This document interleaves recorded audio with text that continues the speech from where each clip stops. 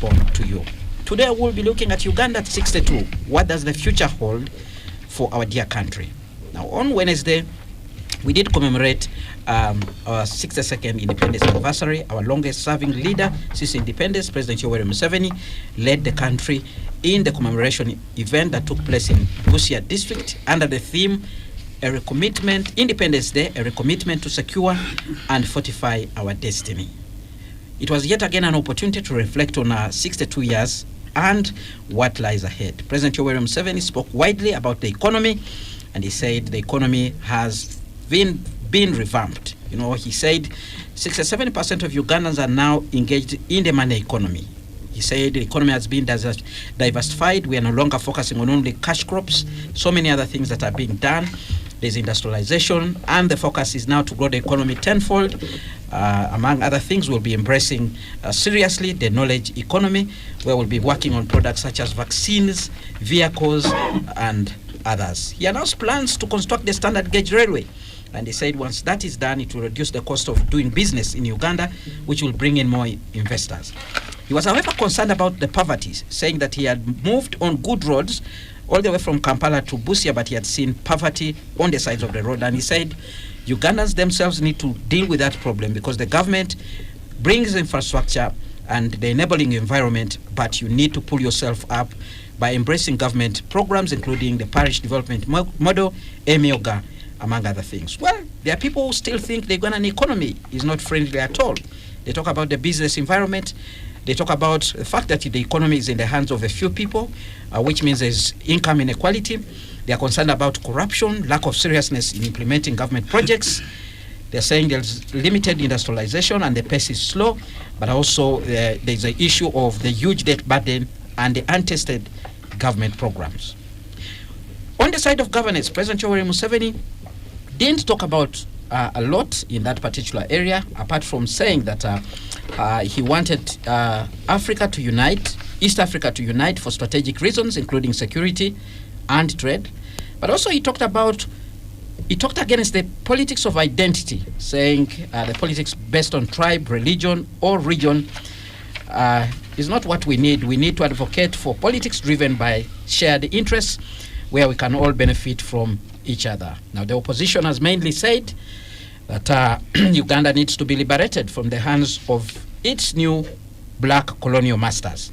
And they say, as far as governance is concerned, they have issues to do with mismanagement of elections, unfair treatment of the opposition, lack of respect for human rights, and they say the situation is worsening when it comes to rule of law. So I have a panel to share their views around these issues.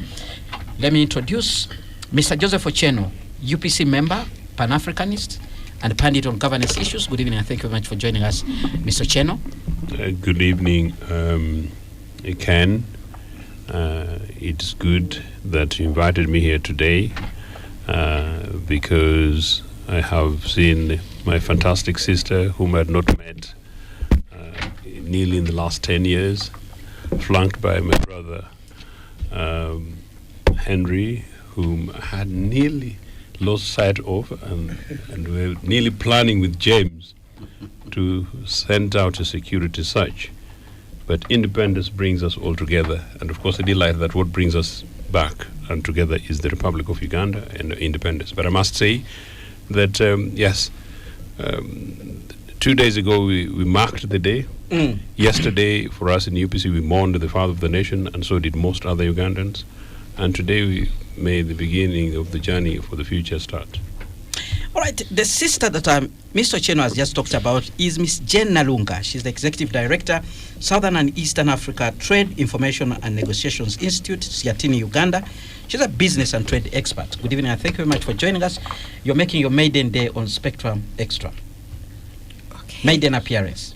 Okay, thank you so much, Kenneth, for inviting me. And I'm also really happy to be in such a distinguished company. I haven't met my friend Joseph for a long time, so thank you so much. I'm going to ask one of my colleagues to come with the chairman bag, because this seems to be a meeting of people who have not seen each other for quite so long. You are a bona facilitator. We need to do a collection. And good evening, our listeners. Well, thank you very much for joining us. Dr. James Tweheyo. Dr. James Tweheyo represents the workers on the NRM Central Executive Committee, but he's also the commissioner for RDCs in charge of the Rwenzori sub-region. Good evening and thank you very much for joining us, Dr. James. Good evening, Ken, and good evening, listeners and viewers. I'm happy to be around with these gentlemen and one lady to share and exchange views on what is happening and the economy and the independence and the post-independence. And I think, I hope my brother Otheno won't take us back to the pre-independence, because we're moving forward. He has already started. Independence is history. When we were coming in the corridor, you actually said you can't talk about independence without UPC. So I know how to handle it. Thank you. Lost and found, the Honorable Henry Banyizachi. Today I learned that he's the Director of Wealth Creation, Office of the President. Honorable Henry Banyizachi did serve this country as the Minister in charge of Economic Monitoring, and he also represented Rwanda West in Parliament. Good evening, Honorable, and thank you very much for joining us today. Thank you very much, Kenneth, after a long time. And I'm very happy to be back to what used to be my sitting room. Not until when Kenneth wrote me off. I know. That's very good to live for you. I think you took a sabbatical. And ahead of this program, I was reading an interview you did, I think, with the New Vision, where you say that being appointed a minister killed your political career. To some extent, yes. And I'm very happy to be here to meet with my sister from Seatini. Yash Tandon. Oh, Yash Tandon. He's strong and savvy. Yes. Yeah. He's around, by Those the way. Oh, really? Those are some of the people I need to come and for see us when we were still very young. That's how I came to know Yash Tandon. And many Ugandans listening to us may not know Yash Tandon. Yash Tandon was the gang of a member of the gang of four. Yes. Him, Rugumayo, Omonyo Joke, and Nabudere. Yeah, those are the guys who are running. So the only country. 2 members are still remaining, but alive. Progressively, I don't know what. They must have an interesting story to tell. Oh, very good one. You should call them here. The living room was squeezed, but it's very unfortunate. The space, they were squeezed out of space. But if they still have a lot to offer, but I think squeezing them out of space could have been deliberate, because they have the institutional memory of this country. And I think I'm more happy to meet Otieno. He has announced to be an incoming UPC president. I pray for you. He has been announcing for many years. I was elected. Already. I was elected, except that when I meet you, James knows the obstacles Akena always of governance. Addresses me as the rebel that was captured on the front. I hope you also want to be captured on the front. You are prisoner. There's no circumstance under which I would, but if you don't mind, actually, Henry made some very important point about what their contributions in 2005. When the founder of this country, father of the nation, passed, because it really is that kind of contextual spirit that's important to note. So actually, even our discussion, it has to touch on that. You cannot have a discussion about a prosperous Uganda without looking at the foundation. No, without looking at Milton Obote, ironically, the father of the nation. Otieno did share with me. And of course, I'm happy to meet Tweheyo here, my brother. We've been in trenches together. We are captured again on the front. We are all deployed in the office of the president. He's there taking charge of the RDCs, and I'm also there in the creating wealth. Operation West creating. My phone calls tonight. For inviting me. All right, thank you very much, Honorable, for actually joining us. All right, let's kick off this discussion, and I want to begin with you, Ms. Jen Nalunga. 62 years of Uganda's independence. You've been here, you've seen what has happened, not only in Uganda but also around us. You've heard from the president several times for the last 39 years as he has addressed the country as the president on such an occasion. First of all, where do you see Uganda going, looking at the way we are right now? Thank you so much, Kenneth. Where Uganda is going, and in fact, when you look at the topic for today's discussion, what does the future hold for our country and where we are going? Sincerely, it's very difficult to say where the country is going, whether politically or economically. I won't talk about politically. There, my brothers will talk about that. I will talk about the economy. What the future holds for our economy is very difficult to say, because I think what we are lacking, and what we have been lacking since the 1970s, 80s, is the lack of direction for our economy. In your submission, your concept, you talked about that governance experts say that Uganda is in a wrong trajectory. We don't know whether that, because the trajectory is not there. Let me give you an example of the economy. We since independence, we have been exporting raw coffee. Even today, coffee is our main export. Maybe gold, I don't know where the gold is coming from, but it's coffee. And that's where we are. Where the colonialists left us, that's where we are. And when you look at where I want to go, the trajectory, it's not clear. I know the president has been talking about industrialization, but when you look at the industrial model he's talking about, maybe I'll talk about that later. It's not a model which is going to take us anywhere. The SGR is very true that we need infrastructure. You can't trade when you are a land-linked country without infrastructure. So when you look at exactly where we want to go, he talks about a tenfold the economy, growing tenfold. But you look at the basis, where is the basis of that? But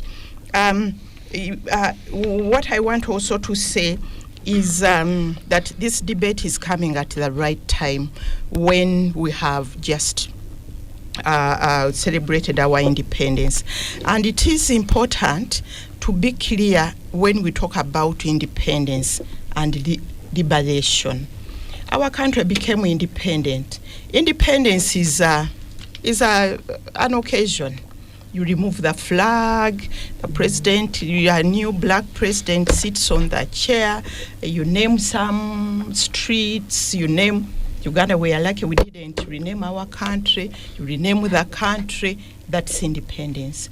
And I think we have been stuck there, talking about independence without looking at liberation, because today the economy is still attached to we are still an outpost of colonial powers. The president talked about diversification. I don't know what we are going to diversify into. Maybe from coffee to add on, maybe go back to cotton or tea. We are no longer a cash crop economy, that's what he said. We are what? That we have so many other things. Anything that can be sold on the market, we are doing it. But let us look at the numbers. I know, and that's an opportunity, by the way, that today we are no longer talking about coffee as a cash crop. We are talking about maize, beans, fish. So many things are there. But government hasn't put any effort at all to be able to grow those sectors so that we can be able to put on the table, on the market, on those various markets which are there, some products. Our products, take an example of maize. Even maize to Kenya, here, it's a struggle. The standards are poor. Look at the Ministry of Trade. Look at the budget to the agro-industrialization. It's 1.7 trillion. And that's pocket change, for some Ugandans. So what I'm saying is that we got independence. We haven't yet talked about how to liberate ourselves, liberate our economy, ensure that people get out of poverty. And I think that the president was right.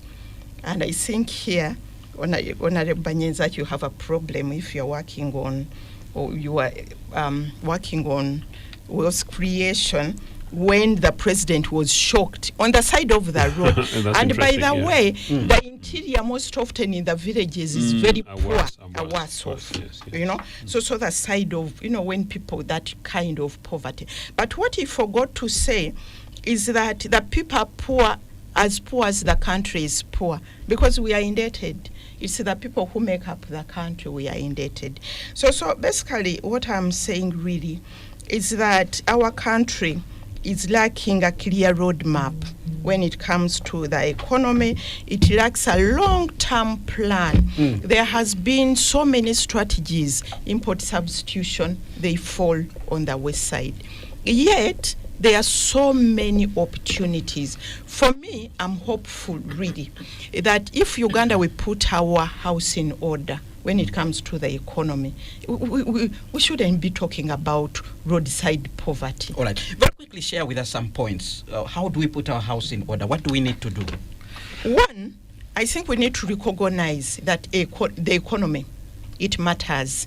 Because today government is prioritizing politics at the expense of the economy. When you look at the resources put on the economy, the infrastructure, just an example, coffee is our cash cow. The European Union told us that because of the climate crisis, they are not going to allow products like coffee, palm oil, which are planted after you have cut down the trees. Forests, yeah. So we are guilty until we prove ourselves innocent. So we need to map our gardens, so that the technology shows that here by 2020 there was no forest, or there was a forest. Government has put just 13 billion to do that, and that's very little money in UCDA, very little money. In fact, government is now depending on other donors to help us, yet this is our cash cow. This is a cash cow, but government hasn't put money there, and that's just one example. You know, so what I'm saying, moving forward, we need to plan deliberately for our economy. Development is not by accident. It's not. You don't stumble on development. But we are hopping from one to another. PDM, and PDM as a model of development, for me, I don't agree with it. That PDM can be able to get this country out of poverty, for us to be able to have an economy which is vibrant, where we are exporting value-added products, where we can be able to pay off our debts. PDM can be able to support other strategies. So basically what I'm saying really is that we need to plan. We need to plan very deliberately for our economy, be able to put resources there, but also be aware that as an economy we are not operating in a vacuum. There are external forces which are telling us what to do. And also that's part of the economy, being independent. Today IMF sits in the central bank. IMF has an office there. In our Ugandan central bank. The central bank there, by the way, if you don't know. They still do? You tell me where they are. You know? What does that imply? That implies that the economy, we are not making our own policies. Somebody else is making our own policies. So if we are saying we are independent and somebody else is saying you have to do ABCD, and that policy is not working, you need fiscal consolidation, you need to remove that budget there, then how independent are we?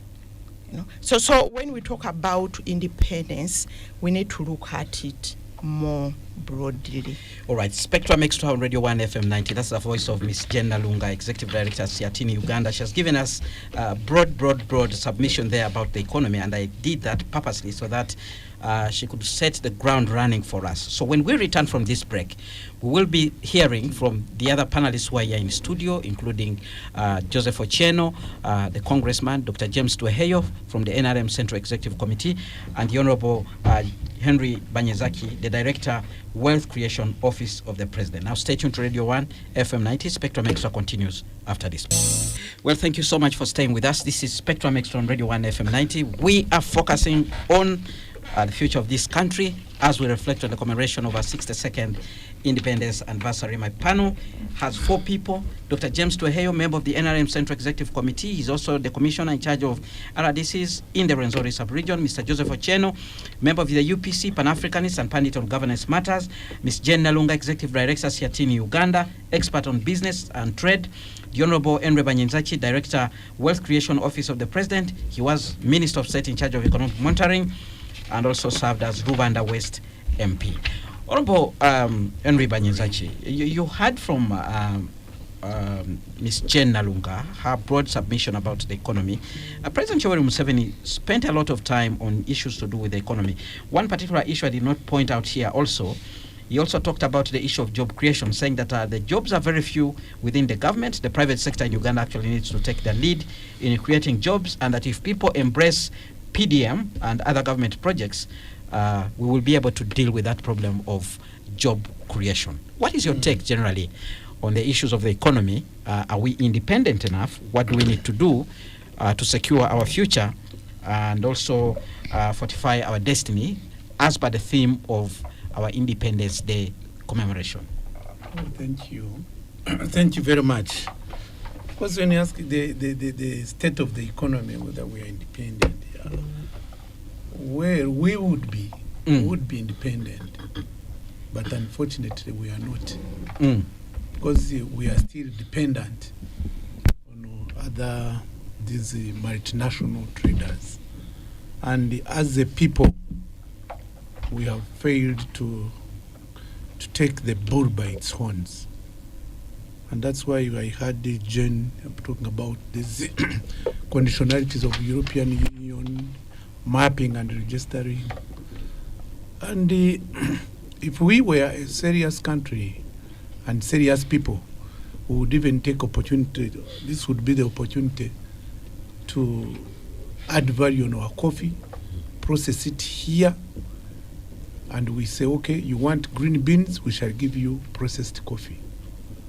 But unfortunately, we may not be able to do that.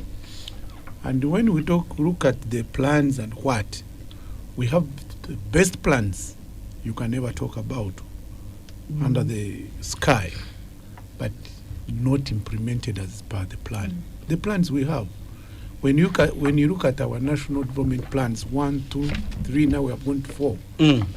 We plan, but we don't do as we have planned. And that's where the biggest problem is.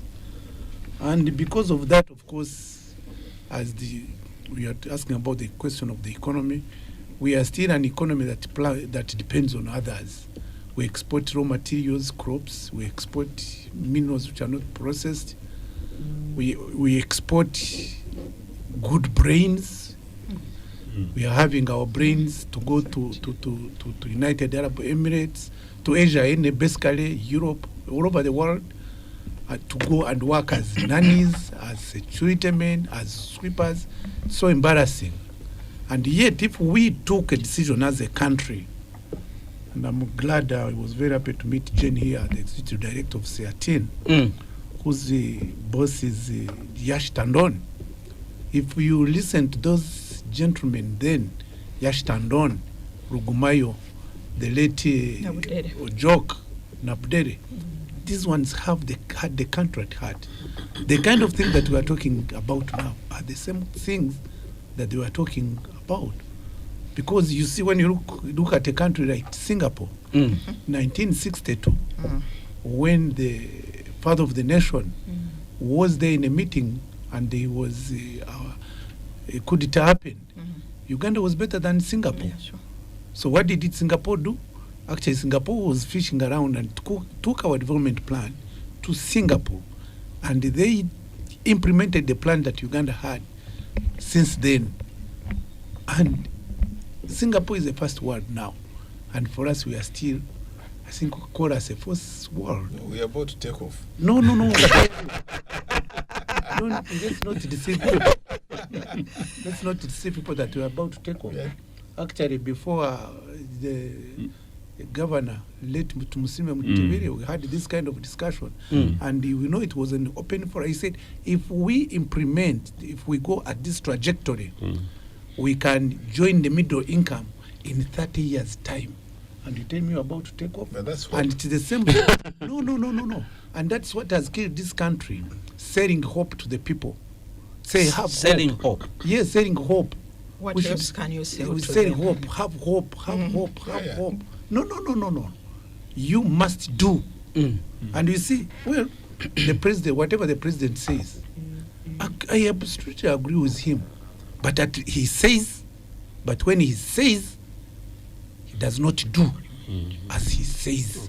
And for me, that's my biggest problem with my boss. Is that true? Because we actually told he means what he says, but No, people no, are no. people around him What did he like say you. about corruption? People around you. What did he say about people around corruption? him like you Yeah. fail him. That's That's what we've been told. Who is forgiving the corrupt? Do you know how many has forgiven? How many do you know? No, the last So one. if he The says last going- one I remember so that if he he pardoned says- was Kashaka, the one There are who so many. took bicycles for the My LOCs. friend, you give me an opportunity and I tell you. If he says he's going to fight corruption, you will not fight corruption by words. You know. Now, if he says it's corruption, how many corrupt on that top echelon is he sitting with?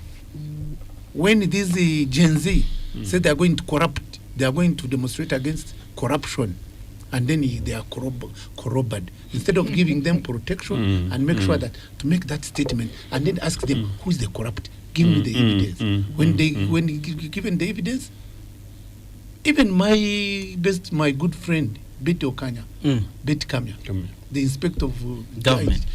when he talks, you know that you think that he's going to crack the whip tomorrow, but he does not do. Why? The environment. We are here trying to massage the corrupt. So we should do as we say. When he talks about these very additions, what industrialization, how much are we investing in the industrialization that he's talking about? You get? When the president, is very good, very addition, he sings the song. But when you look at our budget, how much have we put into the productive sector? Most of our budget is into administrative structures. Who is creating administrative structures? The system. Who is on the top of the system? My boss. Patronage. Okay. And even me, Jane, I don't agree with you that the IMF plans for us. No. Because IMF will throw you a dice. You get? If you pick it, IMF will dance. IMF will start a tune for you. You dance it, continue playing the tune. You say, aha, tobarabura, tebana tegera. But singa tu tegera, we shall do against the IMF. I want to give you, for example, an example. Can we afford actually to do that? Why not? Will the global dynamics not? Why not? Because when you talk Let me about give you an IMF, example. you're talking about the powerful countries. Let me give you an example, my brother. Of recent, the most recent reform has been the rationalization of agencies. This is an indigenous born decision. I was part of it, more than 50% part of it, and we are doing it. You get? IMF opposed it. We did it. This is the way to go. And we opposed IMF in the early 80s before. So if we do this reform, I would. By the way, but let's also we also need to reform government. You get? We don't need a cabinet of 80 people. No. We don't need a parliament of 500 people. We don't need these fragmented districts. We don't need this administrative staff or blah blah. What we need. We don't need all those things. So, is it the IMF who is telling us that we should be 600 members of parliament? Is it IMF which is telling us that our cabinet should be 80? Is it IMF that is telling us to be wasteful? Is it IMF which is telling us that, you have all these kind of structures you know. So it is us, and us, the people, we have not risen up to the occasion Now, to say enough is enough. now, Now, when you look at the people, us. they are agitating for more constituencies, more districts, more cities, the people. So we stand to be blamed. But much as we stand to be blamed, we also need our leader Yeah. should show us. He should not lead us from behind. He should lead us from front. all right. Because when you do that, then you whip, and then you change. When you say mindset change, then you move into that kind of direction. Are you getting my point? Otherwise, if we keep on this in this the Bachiga corridors in Anjende, you know, moving in circles, we are just moving in circles. Yeah, you know. They hope we are just moving in circles and making life easy and making prosperity. For what you have said here, that the economy is in a few hands. I was listening to Mr. Sudil when he was when he was saying very proudly, but it is us who are stupid. He said the Asians are 0.0001, but they are controlling 60% of the economy. You get my point?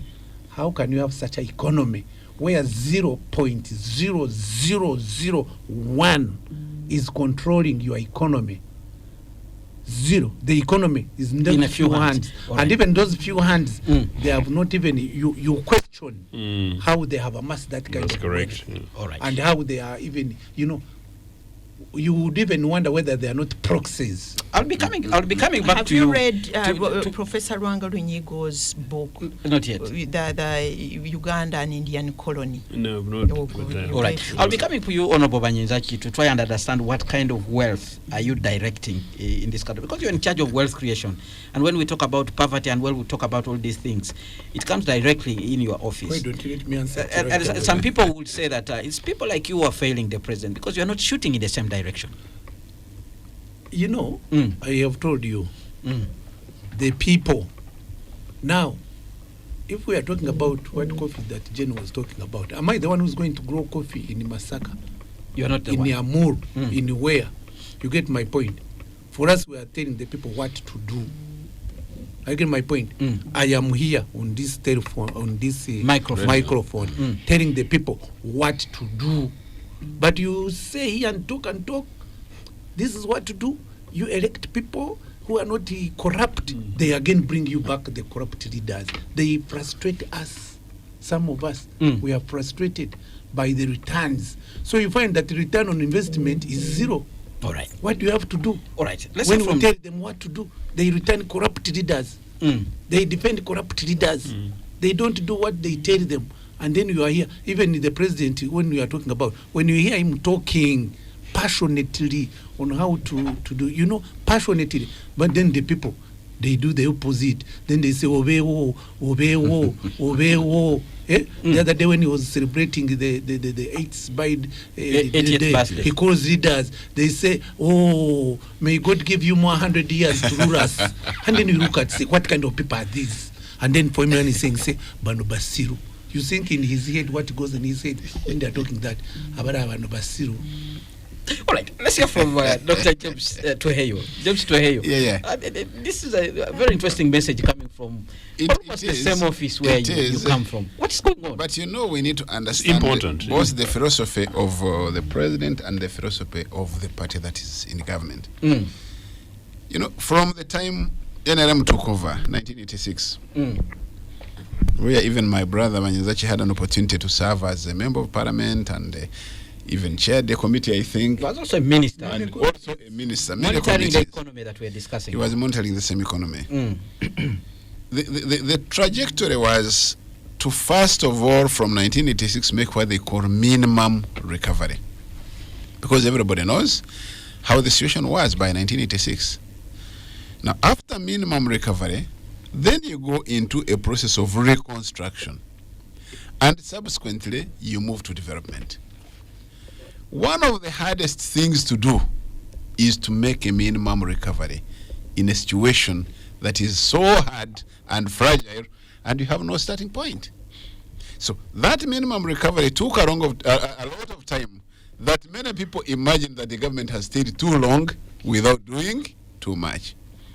It is only of recent that the government targeted now the drivers of economy. And what are the basic drivers of the economy? It is transport. As I speak now, we have over 6,300 kilometers of paved road. That is why even on Independence was saying, no. I came and moved on a paved road, only that I saw poverty alongside. His eyes are not blinded to the realities. The other drivers of the economy is power, electricity. You can now understand the nature of generation. How many dams have been made, albeit through the difficulties that everybody knows of our economy.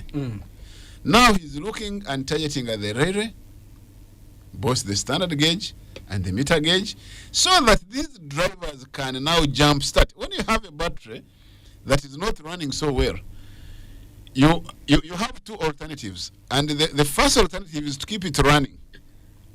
But as you keep it running, the power, the fuel is running as well.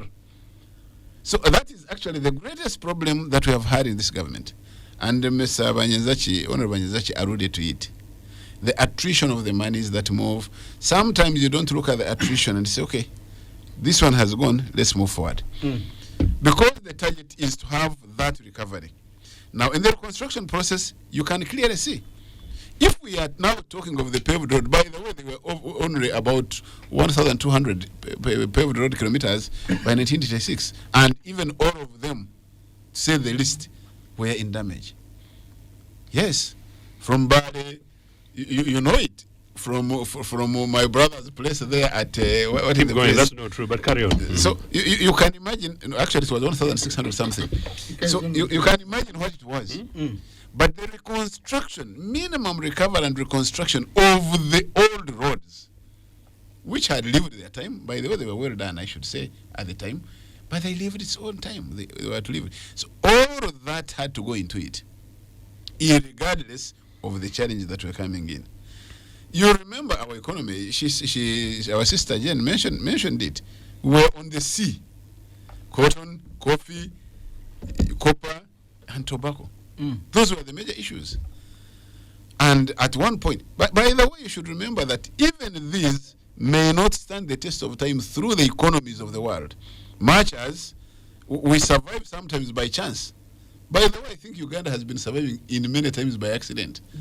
Because even the coffee booths that we're talking about today, if we are not careful, we may end in trouble. We are having this coffee boom because Brazil had its own issues and some of those other growing coffee areas had their own issues. So we must be careful. That's why the president is saying, look, if we have this opportunity, we must effectively use it and make sure that we improve the quality of coffee to the extent that whoever takes our coffee now will not change his mind the next morning to say, I now have a better quality.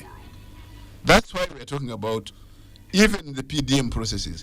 Pillar number one is production, storage, processing, and marketing.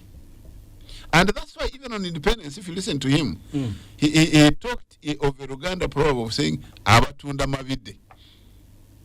Meaning, we are selling raw materials.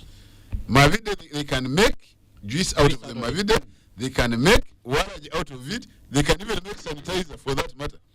Let's not bastardize the other drink. They can make sanitizer for that matter, which would work. And so that is the major issue we must look at. Of course, when we look at this now and we see how our economy has been a little transformed, at the moment, we used to have about 68% agriculture. But at the moment, agriculture now contributes only 25%. We have industries, yes, industries are contributing 25.5. Agriculture actually is 24.2. Industries are 25.5. We used to have only industries in Ginger. And of course, the major reason was... No, not that actually. I come from Toronto. Toronto was the second most industrialized town. Now it's a slum except for cement. Because of cement and every other... But cement is there. Cement is still running. Let's allow him to wind up so that you can have enough time. Yeah. As you wind up, You know, he's talking of Toronto being the second, but because it had two industries. No, it had seven. Which ones? Please Which don't- ones? please Let's don't be debate precise. him. Let's It don't had debate major him. cement. Conclude your It point. had this clay business. It had the coffee, even some little coffee, and all those were contributing to a small economy, which was serving a small population and a small government. All So right. we must look at a number of issues. One, the population has increased. It needs services. All right. So all these drivers of the economy that have been put in place are the ones that can only jumpstart this economy to meet the demands and the needs and put Uganda to a level. So if we don't understand where we came from, then it would be a little challenging for us to understand how we can improve this economy, All right. how we can give services to this country. When you look at, for example, the other service areas, because other service areas are now at 50% in the country, using the internet, having... You see, when you talk about all those good issues, Yes. they'll tell you the economy is not reflecting in people's pockets. Yeah. That's the issue. But that is why now they had to people, come in people this. want to feel the independence. Absolutely. in That's their why pocket. the government had to bring in this element of PDM, which first of all had to work on the infrastructure to get things moving. Because somebody who grows his coffee, somebody who grows his maize in Hima, Is PDM working on infrastructure? yeah, it is part. Okay. So if somebody who is growing maize in Hima, somebody who is growing maize in Kasese, somebody growing maize in Kamwenje will need transport All right. to get this maize reach the border of Kenya or reach the storage point where it will be sold. Right. So if we don't look at all of those and integrate them to get things moving, you'll have a challenge. All right. Let's hear from Mr. Joseph Ochen. Your take on the economy. You're taking me straight to the economy because I was going to give a context of independence. But I want to say this, that our independence, Jane, was really more than what is being suggested today. It was basically the idea starting way back really from the 50s with the leaders like the Musazes et al. Across the country, that the recognition that our country was controlled by the British whites, the economy managed by Asians, and we the Africans were basically merely street cleaners in our own country. And so that recognition meant, therefore, that amongst others, we produced our cotton and coffee and we paid fairly cheaply. And that jobs were not necessarily guaranteed for ourselves, and that basically were sweatshop people in our own country. So therefore, seeking independence, the idea was that one, we take ownership, political ownership of our country; two, economic ownership of our country; three, making the maximum decision amongst ourselves, charting our destiny going forward as a country and as a people. And so therefore, whatever we had, whether it's coffee, cotton, our gold and everything else, that we made the decision, like Henry is suggesting, to make sure that we transform ourselves so that Ugandans, like the rest of Africa, would look like the Singapores and the Britons of this world, and that it was possible. I want to give quick context economically. I was reading Milton Obote's independence speech of 1965. Henry, I'll share that with you. It's impressive. It's impressive. Part of what we are talking about at the beginning is that we need a plan as a nation, as Jane said. We had a plan at independence. We had a vision, and our leaders across the political divide had a vision. The guys who met in Lancaster House in London, pushing us towards independence. And in fact, these are all nationalities across this republic, generally recognized that they wanted to recreate a new nation and to make sure that the new nation served all of them. And it did, certainly at the beginning. If you like, the economic vision as set up, Obote says that between 1962 and 65, the number of African-owned controlled cooperatives rose by 65%. The number of businesses controlled by Africans at the time of independence was actually about 12% in terms of businesses. By 1965, meaning 4 years, it had risen to 35%, meaning the ownership of the economy that we're talking about, and actually the almost mini insult Sudhir was actually pushing towards us. Now, Jane talked about this question of coffee, textile, gold, and others. Again, by really 1968-70, our coffee plant in Bugolobi, if you can remember, I've said into this program, Henry, Bugolobi plant, when it was built by a post-independence government, it was the second most complex. It might look a bit awkward today in the whole world, followed by only one that was then in Brazil, meaning we had moved our coffee from the farms in Masaka Which year? to processing. by 1970. 1970. You know, so meaning that we were now able to export coffee, you know, as a finished product, and there's no reason why that coffee at Bugolobi cannot be completed today. Can you also remind us that we had the most modern airport in Africa? That time. You can also remind us. I'll come to that, including reminding James that actually today I should effectively be flying to Tororo by air because we had an airstrip. That today does not necessarily You exist. can't even fly there using Igbo Air. No, the airstrip is taken. So basically that is it. The textile industry, the shirt I'm putting on, I got it when by privilege of somebody who came from London the other day from Marks and Spencer's.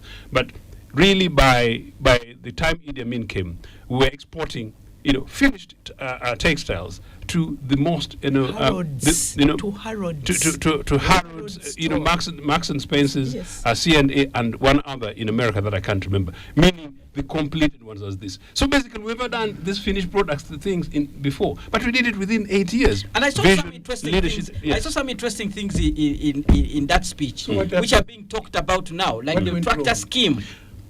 Well, that's amazing. The tractor scheme, as well as at that time, we're providing tractors to farmers rather than getting some specialist farmers to go and teach people in Karamoja and northern Uganda to farm, or a few individuals to do that. It was government leasing scheme, government tractor hire, and also subsidies to farmers in every aspect. So that happened. So, James, your excuse of recovery, reconstruction, development, I'll put fast forward because of time. When we took over government in 1981, post Amin, considering what had happened under Idi Amin, and considering the short administration in between Lule and Binaisa and Mwanga, that instability, you know, the new government came again with a plan. And the plan was that we will, first of all, recover, we will reconstruct, and we will develop. To the extent that we had a ministry for supplies. To the extent Led by Abirga. by Dr. Moses Apiliga. Moses Apiriga. Yes. And to the extent that, Henry, we had a ministry for rehabilitation, headed by Masete Kwe. Do you know, guys, that by 1984, Jane, you're talking about IMF guys in our ministries. The IMF guys had come to us for structured adjustment program. So this is actually possible. It is possible, like Henry says, Ken, to say no.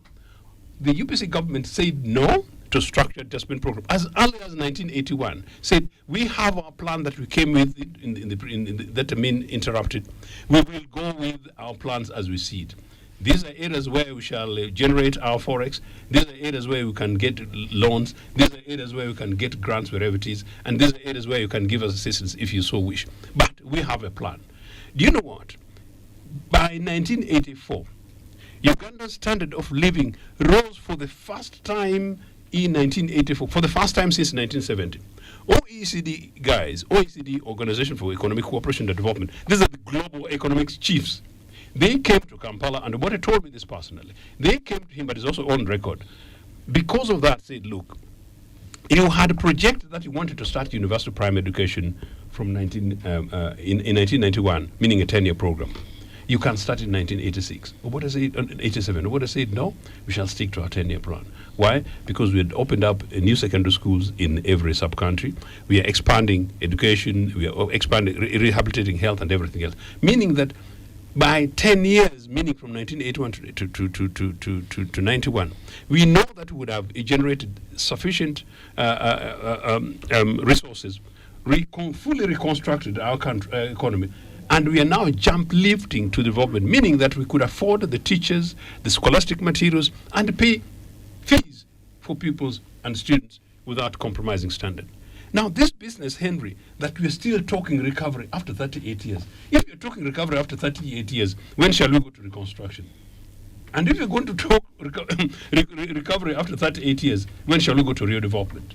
What we've not done in 38 years, we can never do it under this current regime, even if we give them 100 years. All right, Spectrum Extra on Radio 1 FM 90. Now let's go for a break. When we return, I'll read out some of the comments that are coming in from the listeners. We'll wrap up issues around the economy by getting responses from the panelists, and then we'll shift our gears and look at matters governance. Stay tuned to Radio 1 FM 90, but keep those comments coming via the WhatsApp line 0703 090 090. We return after this short commercial. Thank you so much for staying with us on Spectrum Extra live on Radio 1 FM 90. We're talking about the future of Uganda, having commemorated the 62 years of our independence on Wednesday this week. Main celebration took place in Busia, where President Yoweri Museveni was the chief guest. My guest this evening, the Honorable Henry Banyenzachi, Director, Wealth Creation, Office of the President. He did serve as Minister of State in charge of economic monitoring, but also as Rwanda West MP.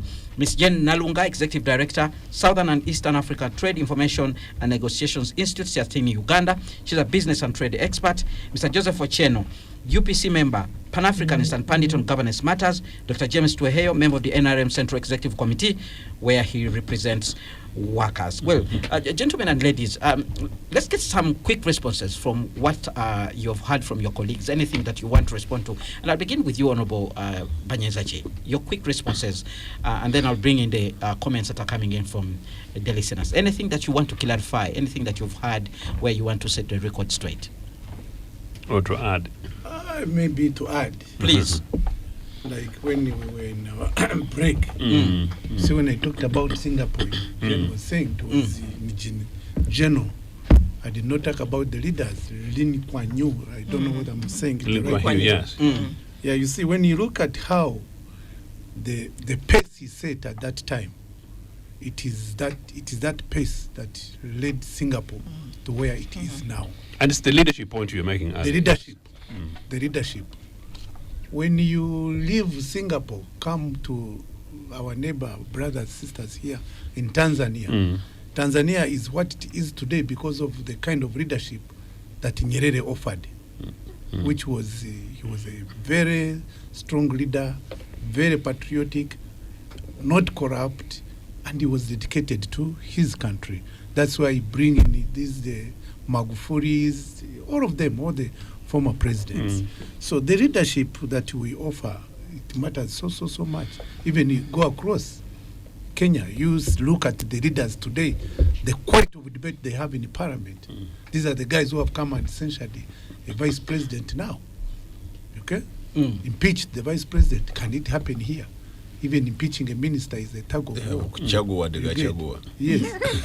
So for the record, deputy president. The leadership is very, very, very key, and that's why I was even told when I pointed out to my president, my boss. Yes, he has given leadership, but there are areas where he needs to take the bull by its horn.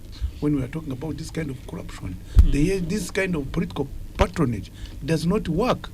You may as well, I know callers are saying, okay, you are in Wealth Creation. I am not dying to be there. I can as well be fired today, but have the right people in the right position. I was about to ask you whether you will enter office on Monday confidently. Why not? Because he's shielded by this program. I'm an independent person. But he knows that the president is independent-minded and listens to whichever criticisms. I wish they were even listening.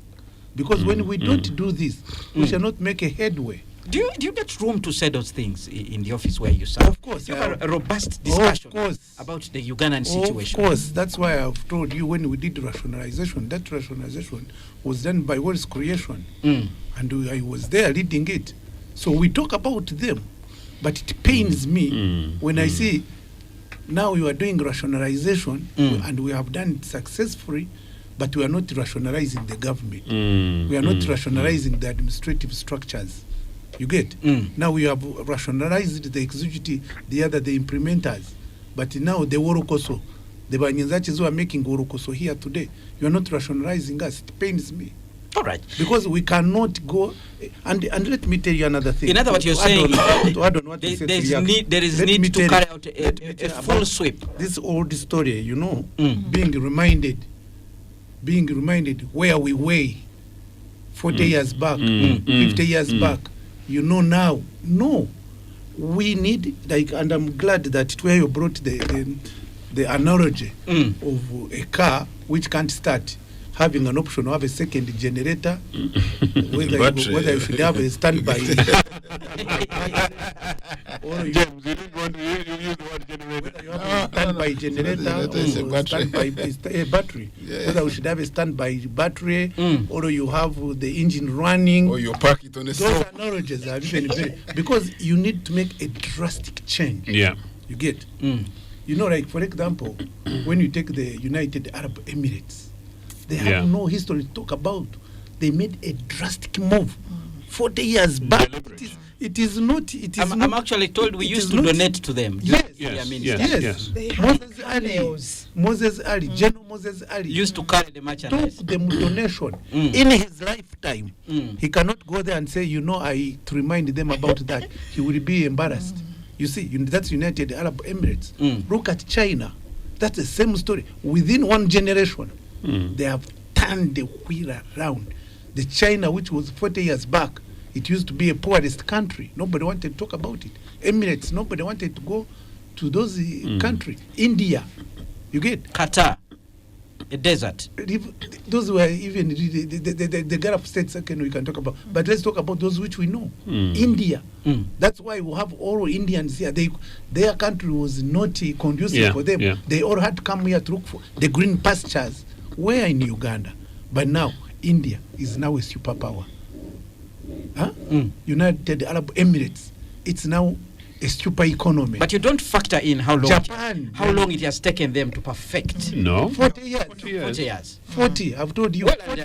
Dr. Tuheyo tells you we are now at 40. takeoff. We are this NRM is as old as the history, as the trajectory of United Arab Emirates. It's 40. NRM is as even as the same age as how China has transformed itself. 40. In fact, So if within you don't 40 mind, years. Henry, as recent as 20 years ago, in the West, Britain, America, every time their presidents or leaders are going for global talks, part of the taunting is whether or not they're going to dare shake the hands of a Chinese leader.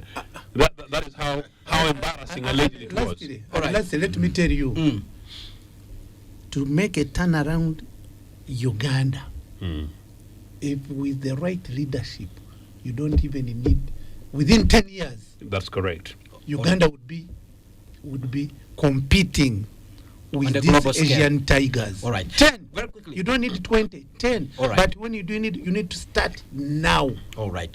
Now let's get comments that are coming in from the listeners, and also you were in. Joseph should join the strong parties. He is in a wrong place, a finished party called UPC. That's an advice for you. Musinguzi Agre from Rubanda West constituency writes in, most Ugandans are on get set, but stuck in corruption and embezzlement of public funds, high rates of unemployment, high rates of poverty, poor and selfish policies, laws and regulations. The most vibrant performance is by the youth who are left behind in all aspects of social, political and economic aspects. That's Rubanda there, a listener from Rubanda West, Singuzi, writing in. We have a comment coming in from Kauka in Mukono. I wish you would share the topics of the next program so that some people can prepare and share their concerns early for the panelists to consider, because they rarely have time to respond. My concern has always been the paradox of having 15 trillion shillings of loans stuck in MDAs. According to Auditor General, yet nobody is held responsible. We continue to borrow and complain about lack of funds. Is it incompetence or economic sabotage? The president has played his part by talking, but what are the technocrats doing? Remember, these loans attract commitment fees and interest. Then we have another comment. How did East Asian nations grow their economies? That's a question that is coming in. Ms. Nalunga has said that economically Uganda is still where the colonialists left us, that is 62 years ago. This is sad indeed. This therefore implies that for the last 62 years, Uganda has not had leaders but mediocres. This includes all the celebrated as statesmen and father of the nation. Kauma Digo, listening in from Mitiana. Ask the speaker if he knows the fraction of the budget funded from our own money. Ask the speakers. So they're asking us if we know the fraction. Then we have another comment. Good evening, Kenneth and the panelists in studio. Wilson Bikakanga Muyenga. Thank you for bringing back Honorable Banyanzaki fresh and talking fresh and Tunguka for independence. Uganda will attain full independence the day we create and sustain synergies between agriculture as a backbone of Uganda's economy with homegrown agriculture processing technology. We have capacity to process our agro products if the government can make a U-turn on foreign investments and avail affording financing to technical sector and skill the youth. Deliberate financing of agriculture without financing the processing part of it will not take Uganda anywhere. Therefore, Uganda is not independent yet. Rationalization is not a silver bullet. Another listener talks, and then another one said, I liked Honorable Banyenzaki's submissions. Tweheyo, minimum recovery and reconstruction without a target period peeves us spending too much time on goal that would have been achieved in a short term. If we can't hold a simple census right, yet we prepare for 10 years to do it, what else can we do right? That's a question from Henry.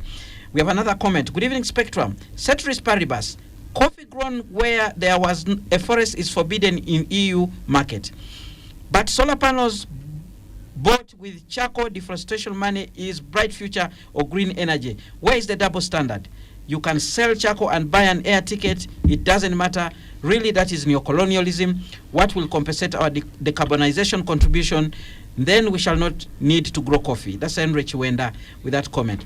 President Museveni is a wise man. Politically, he dethroned Banyenzaki and Tweheyo and gave them empty titles at the office of the president. What is the meaning of Director of Wealth Creation? The problem in Uganda is the president is the biggest project, even more than Uganda itself. That's Robert listening in from Kumi.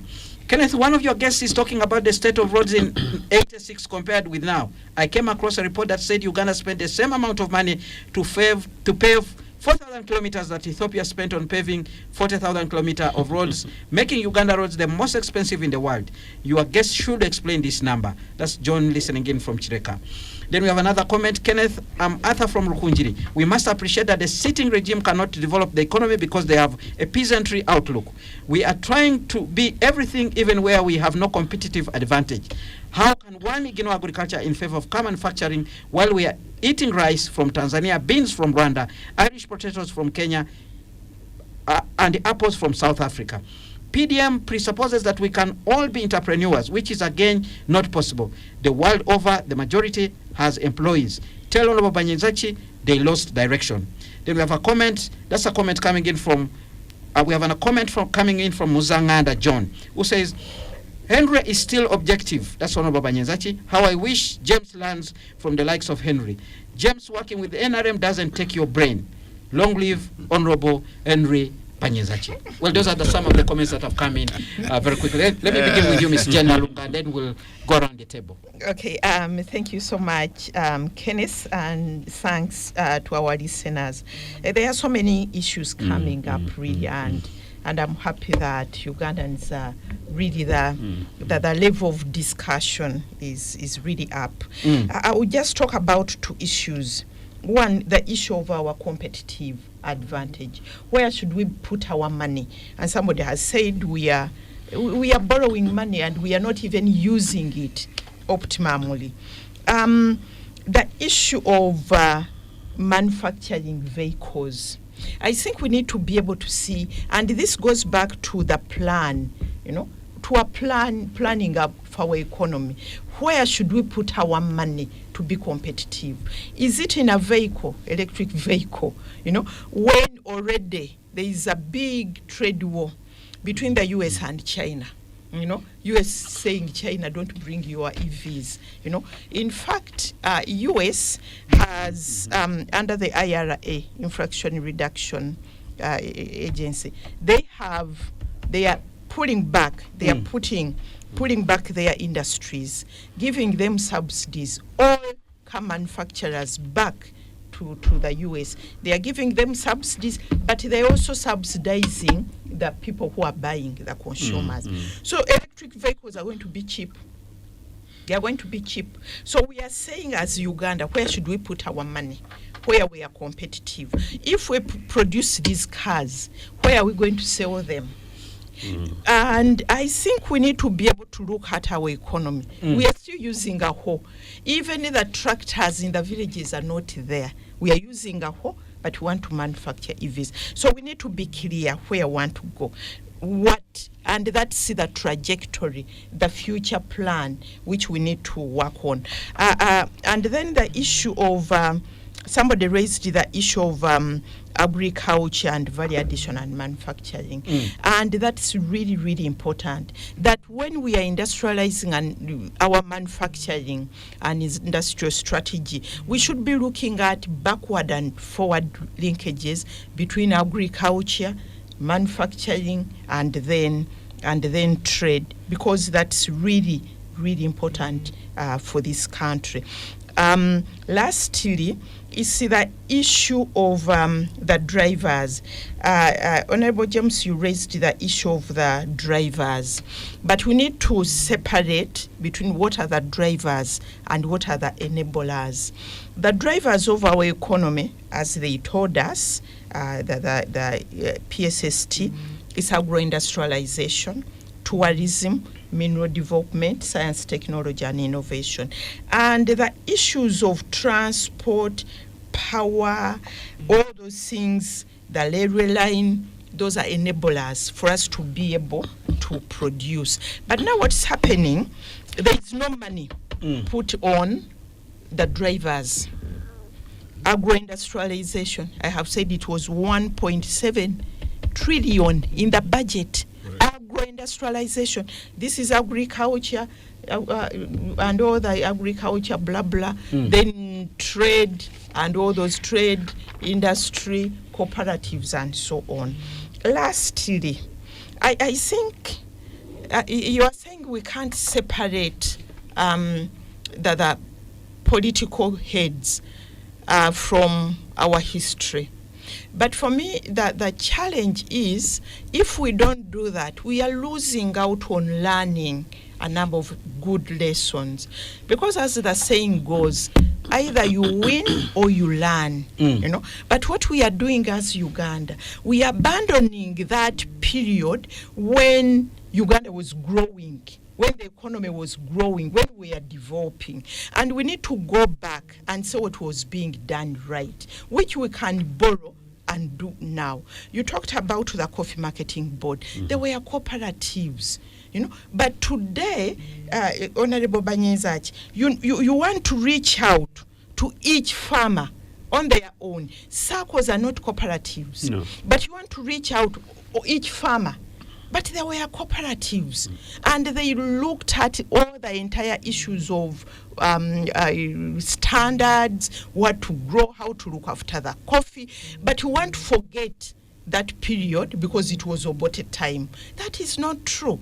So let us just learn the lessons that during this time, what did we do right, and how can we borrow a leaf? Because I remember we had the bank. The banking sector was working. UCB had branches all over, and people could save, people could borrow. But today, the finance sector is not there, and we have so many commercial banks. And we think, we think that this microfinance can grow an economy. They can't.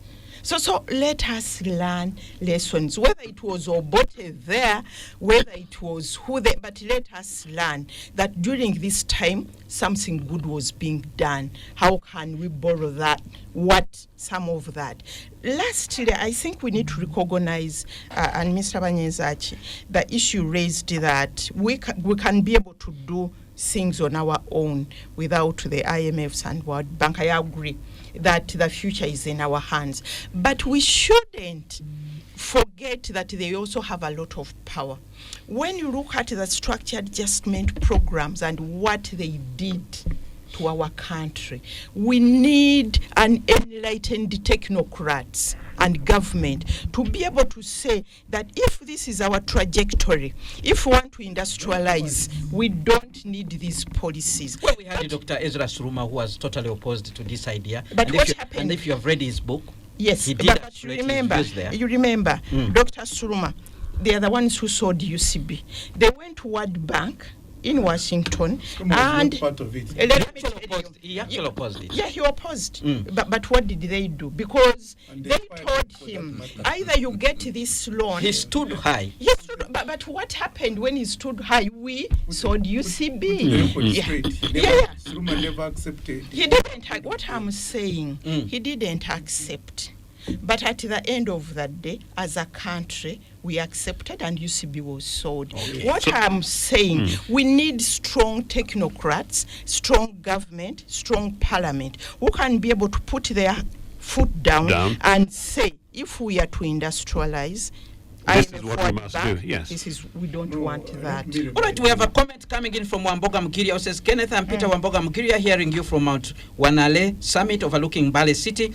We may admit we are independent but not sovereign. While governments have sung songs of production without actual amounts of quantities, quality and frequency, how much should Ugandans produce, of what commodity, of what quantity, of what quality, within that time frame, for which market? It's only coffee that targets 20 million bags by 2025 from 2020. The rest of the new commodities like Hass, avocado, macadamia, and fruits have no national qualities standards against time framers. So the unmeasured calls end up in gluts and farmers stuck with produce, leading to losses, failures, and abandonment. Ochieno. Okay. Quick responses to some of the comments. Okay, the quickest one that I must deal with, obviously, that the idea that I'm in the wrong political party. No, I am not only in the right political party, I'm in the political party of the future. And in part of what Jane is talking about, without being, very apparently political, is that we need to have a vision. And visions are rooted in ideology. And UPC's ideological foundation was really very much about the emancipation of the African personality, linked to, if you like, the progressive left ideology. And in any case, therefore, if that is the case, it would not matter who is the leader of UPC. And in any case, possibly, should not necessarily matter who takes over. Suppose UPC had a 10-year program and another party comes into government and finds that the plan, which is part of what Jen is saying, is viable and it's a projection in national interest. The technocrats should be able to persuade the political leaders of the day to proceed with it and to say very openly that, look, we picked on this, came from, say, for argument's sake, maybe 85, 87, or whatever the case, or perhaps 2000. Here is where we are. The projection was this. The figures are this, the evidence is that. In 1965, I'll still go back to that as a lesson to learn. The projection at independence was that we would grow our economy by 25% by 1960, by the end of Parliament, by 5 years.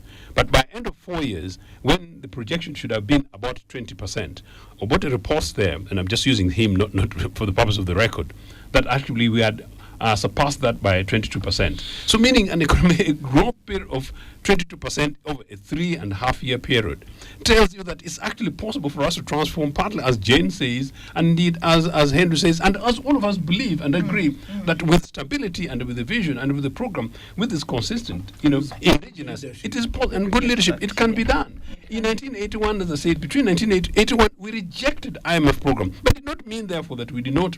We said that they are now our enemies. We worked with the World Bank and IMF, and so did we work with our Western partners and friends and colleagues. We simply said that, well, this is our national program that we own. This is our vision. This is our agenda. This is where you can come in, and this is where we want to lead. But we take the leadership. The idea that there would be some average British economist from my school, University of East London, being in charge of directing our economy as if he knows the streets of Nagongara or indeed Chinoni more than any of us, we simply say no. You can come in if there's an element of value that you're able to add. And I think in part that's what Jen is saying. So back to this, no, I'm not quite sure whether there is a right political party beyond the values that UPC is talking about. And in any case, I don't want to make it so much of a partisan conversation. I know the person may be wanting to take a swipe at Ochieno.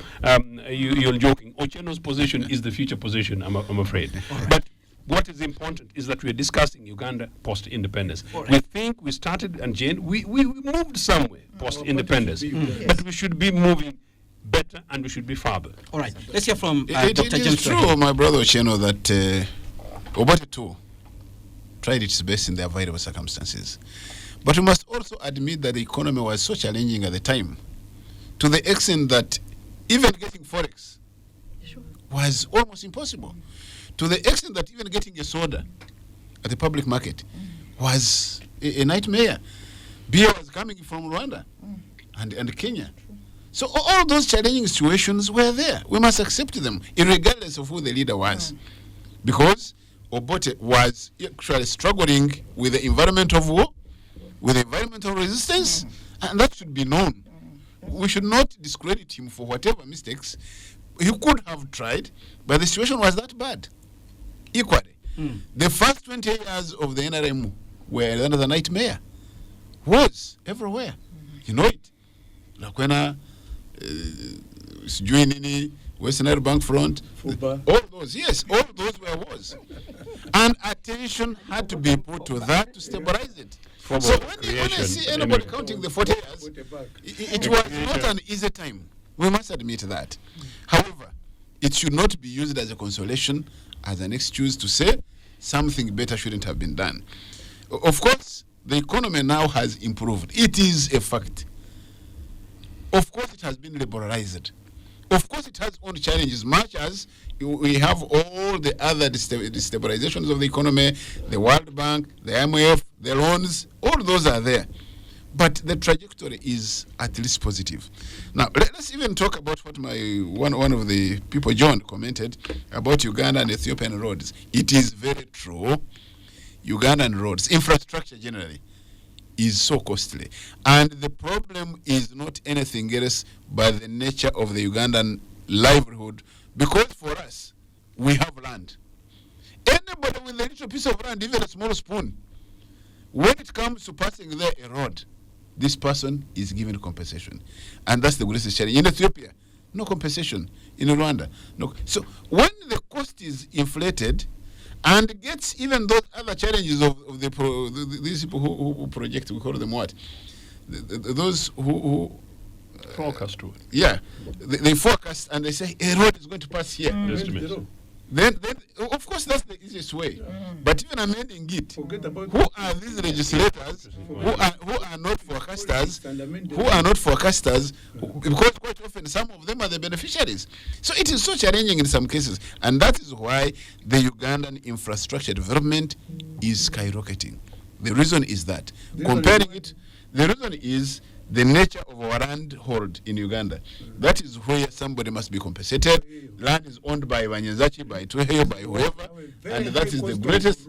Absolutely. It's because of corruption. Partly, no. Let us be realistic.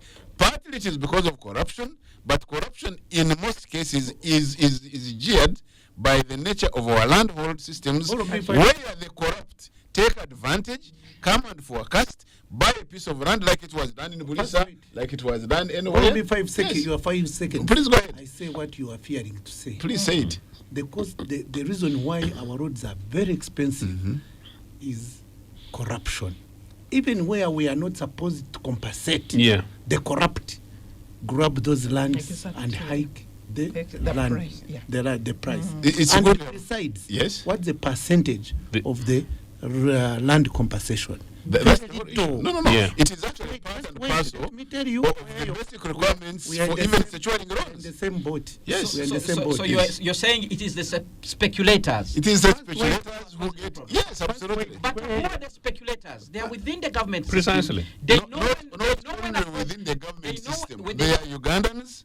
Some of them in the government systems. Others even in other areas, whether opposition or whatever, but they are speculators. They are the ones who cause the hiking. And they take advantage of our landhold systems. Go to the areas of Bulisa. What happened? Who bought all those pieces of land? My brother. Yes. Can you take information from Honorable Banyezachi? The percentage of the land compensation in this road construction, railway construction, whatever infrastructure, it is very minimal. What percentage is it? Don't you worry, we are all Ugandans. You get my point? Yes. We are all the same generation. Yes. If we don't confront these problems that are facing us, and we start defending them, we shall not make a headway. All right. The highest cost. Look at this Entebbe Express. The cost was not about compensation. The cost is in the construction. Look at all. No, wait a minute. I take that, but let's be realistic. Let's get this fact clear. And Kabale Kisoro Road was advocating for it. Yes. When we secured the road to construct a road from Kabale to Kisoro, it was at $40 million. In a space of 2 years, it doubled. It doubled. 80 million euros. But the cost of doing business has gone high. You get my point? That is why I accept that. We need to go for a break now. As we go, when we return, I'll give you an opportunity to continue with that point. Okay. But we will also be moving on from this topic of the economy to look at the governance. Because, that's very fine. Like stated by Honorable Banyezachi, if we don't sort out our governance issues, we are likely to go around in circles. There's a word he said in Ruchiga, Ruzinagenda, moving around in circles. And if we don't deal with that, we will continue suffering, and probably 100 years from now, our relatives, our kins, will be talking the same language we are talking today. Now stay tuned to Spectrum Extra. We'll continue after this break. Thank you so much for staying with us on Spectrum Extra, live on Radio 1 FM 90. What we do on Friday, we review the major events of the week, but today we chose to focus on what the future holds for our country, Uganda, as we reflect on the commemoration of the 62 years of our independence, which we marked on Wednesday this week under the theme Independence Day, a recommitment to secure and fortify our destiny. Are we securing anything? Are we fortifying our destiny? What do we need to do? And that's why we're talking about the future of our country. And my guest, Dr. James Tweheyo, member of the NRM Central Executive Committee, Mr. Joseph Ocheno, UPC member, Pan-Africanist, Pandit on Governance Matters, Ms. Jane Nalunga, Executive Director, Southern Eastern Africa Trade, Information and Negotiations Institute, Siatini, Uganda. Honorable Henry Banyezachi, the Director, Wealth Creation Office of the President. He did serve as Minister in charge of Economic Monitoring and was Rwanda West Member of Parliament. My name is Kenneth Lukagandason, your host. Now, gentlemen and lady, let's transition and look at matters governance. President Yoweri Museveni didn't talk a lot about this. The economy thing. Very quickly. Very quickly. And then we take on But maybe to be fair, let's begin with Tweheyo winding up his point, and then I made a point very clear that the challenge we are having here, and the president even admitted on Independence Day that the greatest challenge is corruption. And Honorable Banyezachi made a mention of it, and he was monitoring government. And I think he must have noted it with clear eyes and everything.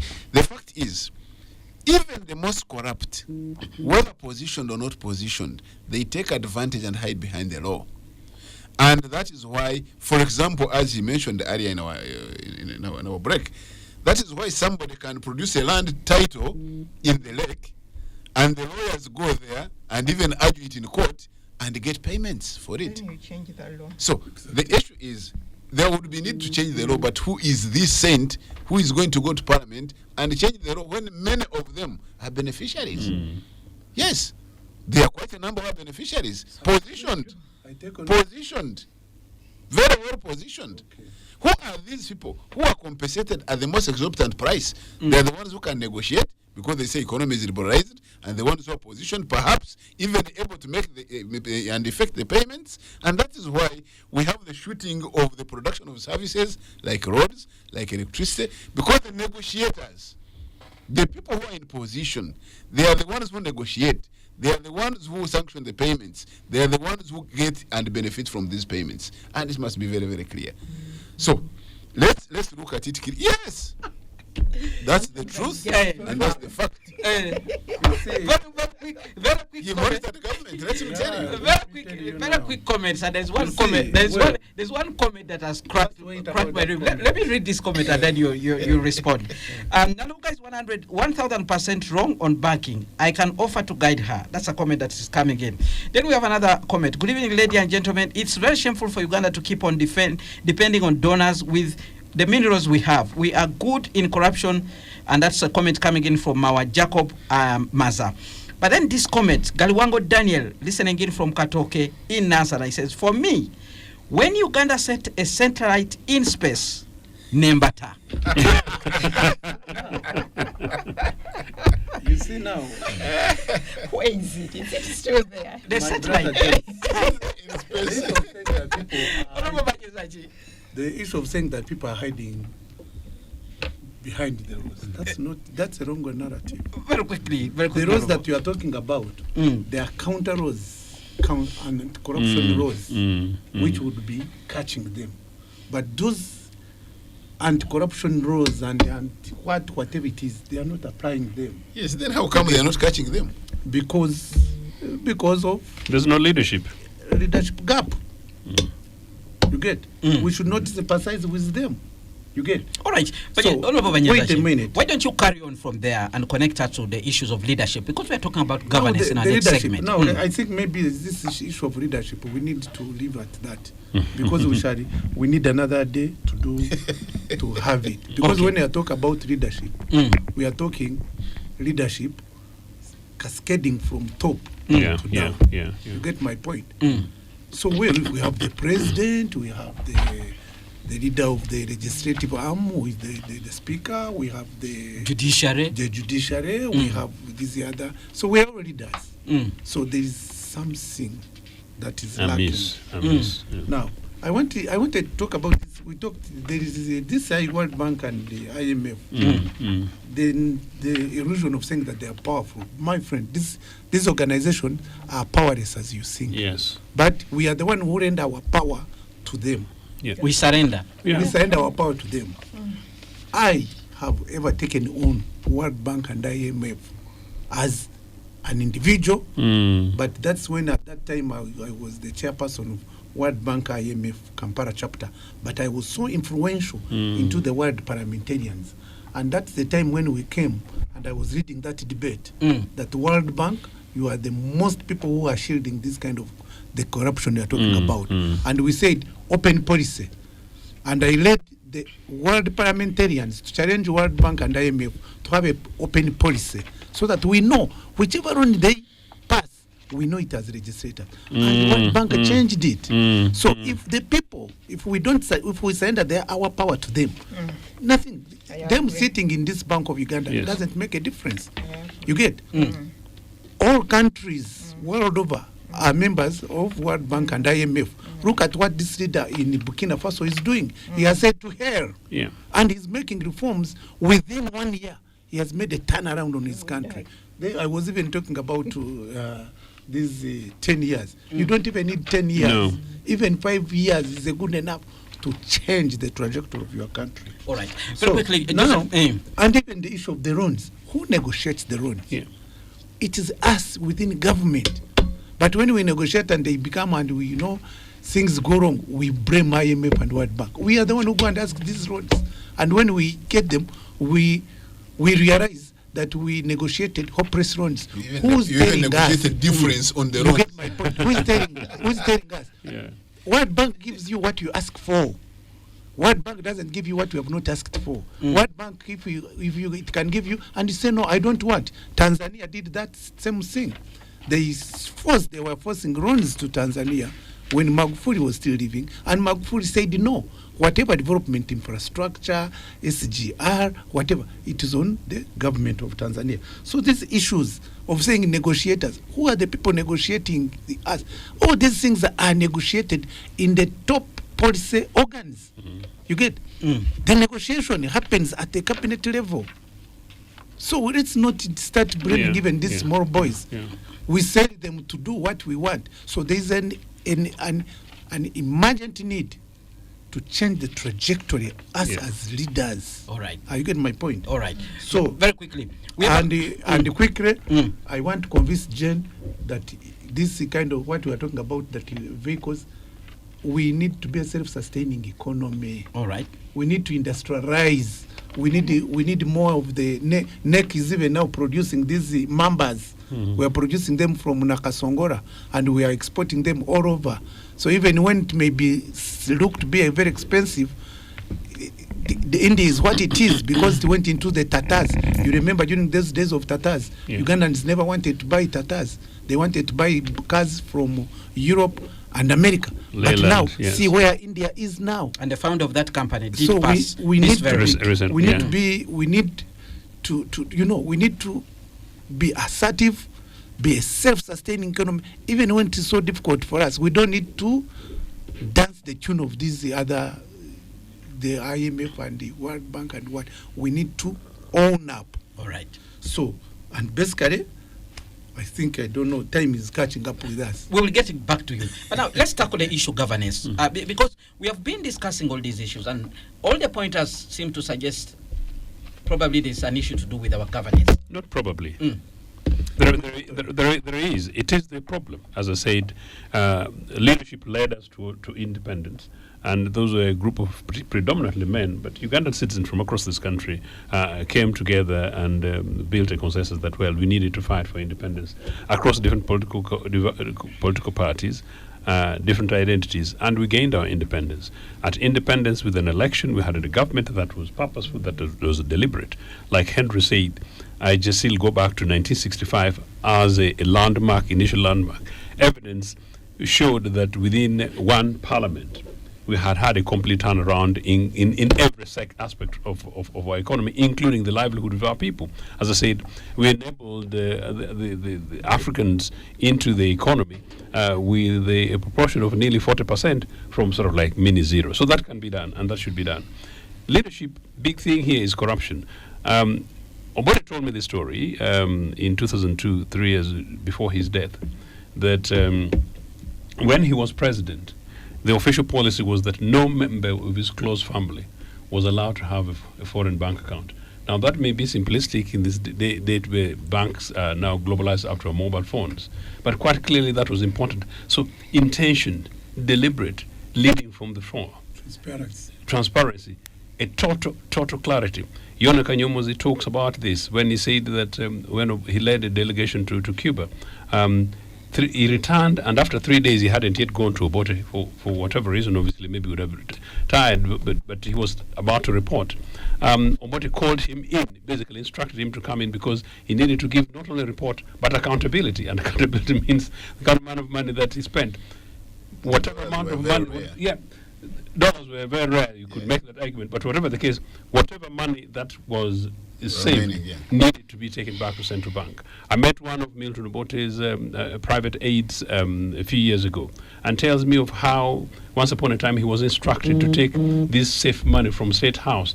In terms, of course, he didn't know what it was, to take it back to the central bank. Final thing, when talk about this ideological thing, these Westerners will be very, very pragmatic, meaning Western world, global North. Although the Americans didn't really particularly like the US government, and they're quite concerned that we're going to push on a radical leftist program in 1981. When we took over government, the Republicans were in charge, but they still invited UPC because we had won election, so they wanted to work with us. When Cecilia Gual went to America as head of a delegation, she returned, and some congressmen and women had told her that, well, we should be giving them $100,000 so that they do PR work for the party and the governing party. Granted, it was a political party delegation. When Cecilia went to Milton Obote said no. He was actually very furious with the messenger. Where do we get $100,000 when our people are going naked?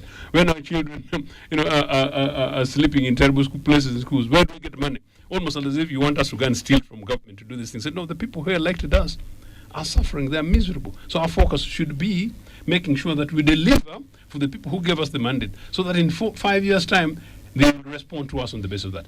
Now, that is an element of leadership. But if you look at really where we are today, where my fantastic sister Betty Kamia is trying her level-best sister-in-law, with the anti-corruption stuff the other day, crying of 25 billion Uganda shillings being lost per day. That is about 10 trillion in 1 year. That's a huge amount of money going to corruption. And out of this conversation, we know the issues, we see the issues, but we don't have them beat it. As we speak today, 20 billion shillings have been installed in it today. 25 actually. The remaining 5 is going because it was gone. All right.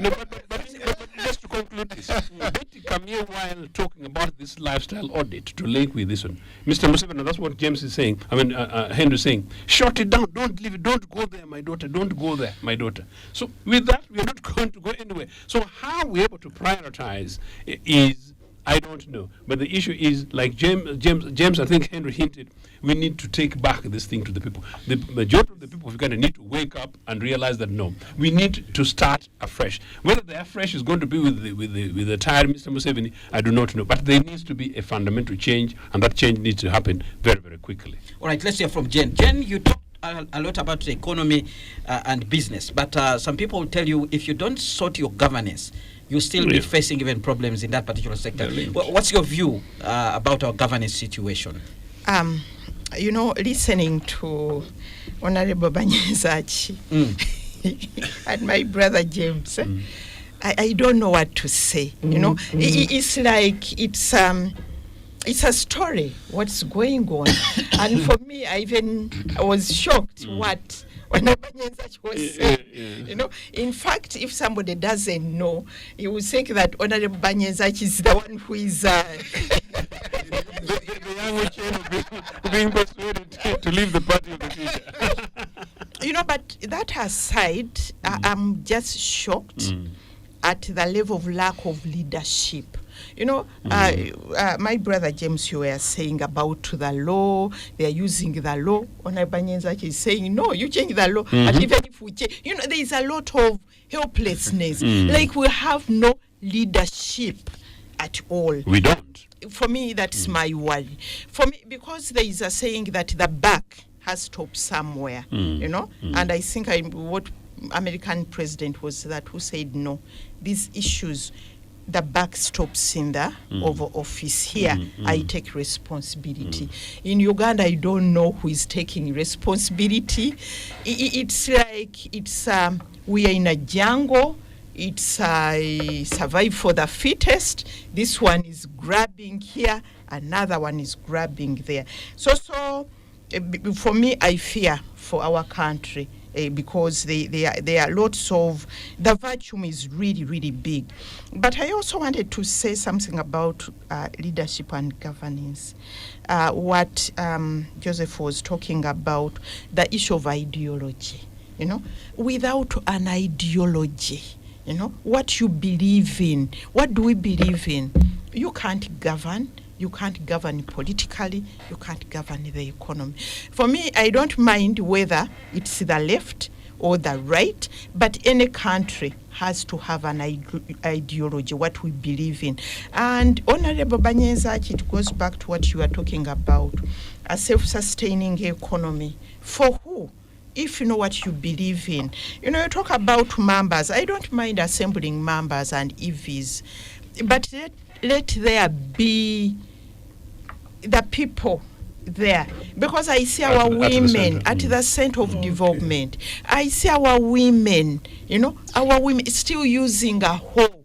You see a woman of 30 years in the village, a woman is like 70 years, because of a hoe. How do you develop an economy, using a hoe? But we are producing members. I don't mind producing members if that money is going to go into tractors, we are going to industries, and just the light manufacturing industries.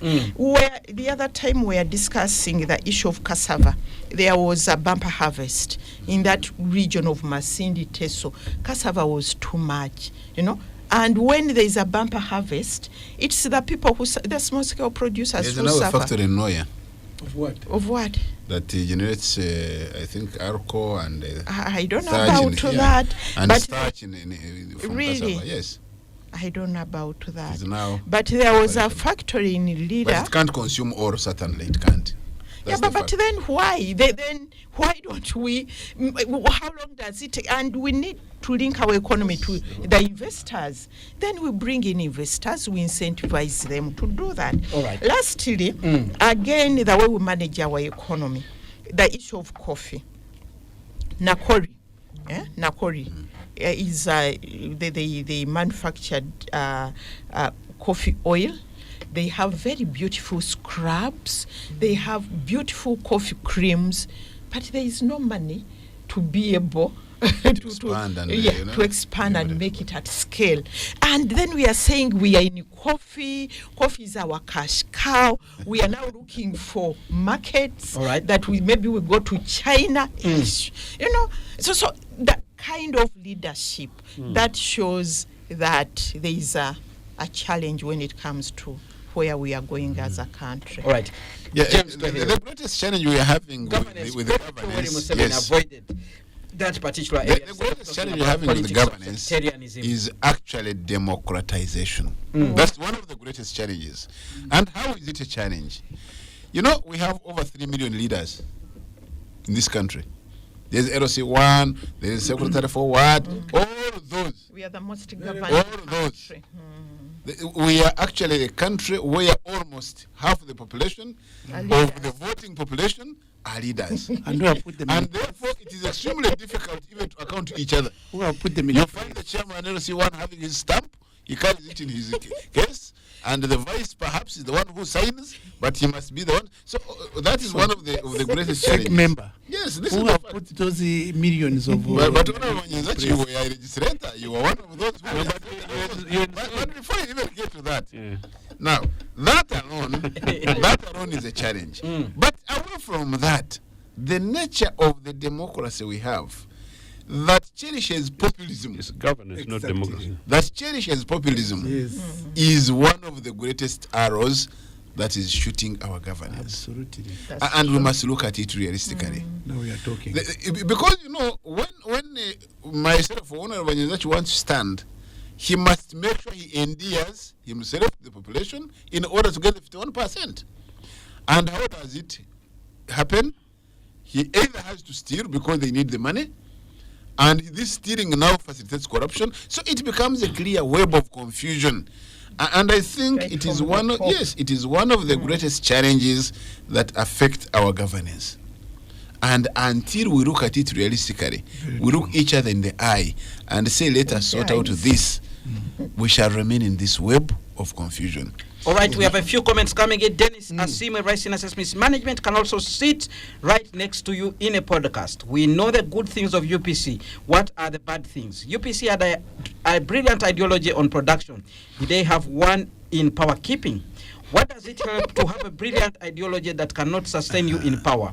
Yes, a power keeping ideology is bad without productivity.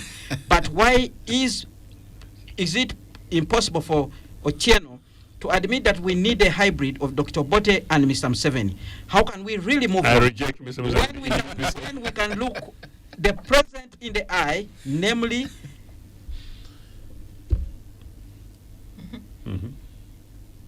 well, I think it is his response. I would partly agree with that, Pharaoh. Because you see, what did it help Moses when he led the Israelites and never reached there? He built a foundation. He built a foundation, but he never even started to enjoy it. He was So selfless. the challenges that we are having with Otieno and the likes of him in UPC and all those others, they held power, but they failed to manage and maintain it to the end. Honorable Rakasisi one time made a mention. Let me explain this. Delivered for the people. Let me explain this. Yeah, no, you just Honorable Rakasisi one time made a The mention. current government, Yes. even our president, was mentored by Obote. Yes. We did our best Even when he to made create it, this guy, but he's really let us down. Guys, he you got see better tips leadership. that made him survive better. Little Mutebire, Honorable Rakasisi is one of the surviving persons of Obote. They were all mentored by Obote. Yes, Honorable Rakasisi is We one were of trying the to surviving. build them for the country, but they Let- they turned them for themselves. Yes, Otieno and Honorable Rakasisi is one of the surviving men, strong men, who worked during Obote's time and did his best job. But he made a statement that you should listen to. He said, I fought Museveni when I was in the State House and he was in the bush. I had everything it takes to fight him and even kill him, but I never managed. So how do you expect him, the likes of Otieno and others, to fight Museveni whom they fought when they were in the State House and failed, and now they think they'll succeed fighting him when he's in the State House? I wasn't in the State House, I wasn't in government, I was a young student. Yes. The fight, in physical terms, Rakasis is right. Uh-huh. But Milton Obote and the UPC was elected with the mandate of the people. The fact that gunmen find their way and come and break your house and take your property does not make you a weakling, and particularly if you decide to shoot their legs. There. Yes. It is not about fight. It's Mhm. not about Indeed. Fighting is not by guns No, and yeah. even by ideas. Yeah, first yeah, wait. yeah. It's not about fighting Museveni. Mhm. It's not about fighting the leaders in FDC. Mhm. It's not about fighting who. It's about all Ugandans Delivering. coming up together Uh-huh. deliberately, and we put our country on the right rail. Absolutely. But the moment we continue, Yes.